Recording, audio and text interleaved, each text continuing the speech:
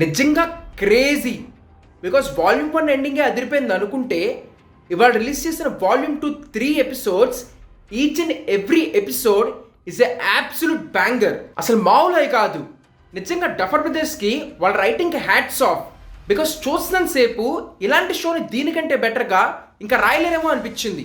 Because నిజంగా sci-fi, mystical, friendship, family వీటన్నిటిని ఎక్సలెంట్గా బ్లెండ్ చేస్తానే మాస్ మూమెంట్స్ ఏవైతే క్రియేట్ చేస్తారో దే ఆర్ ఎపిక్ అసలు.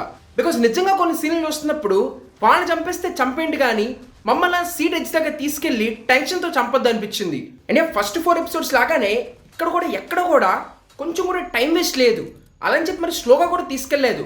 ప్రాపర్ పేసింగ్తో స్టోరీని, హై మూమెంట్స్ని కరెక్ట్గా బ్యాలెన్స్ చేశారు. సో అలా రైటింగ్ మాత్రం అద్దరు కొట్టారు.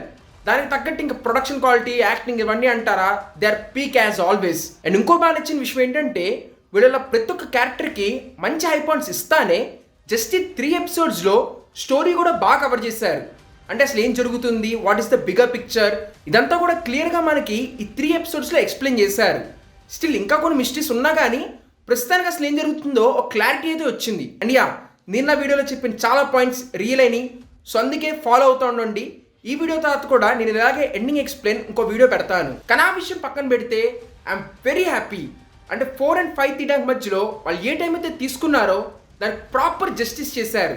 అంటే మిగిలిన షోస్ అన్నీ కూడా చాలా వరకు ఫైనల్ సీజన్కి వెళ్ళేసరికి బాగా డ్రాప్ తీసుకుంటాయి, అంటే ఎక్స్పెక్టేషన్స్ రీచ్ అవ్వు.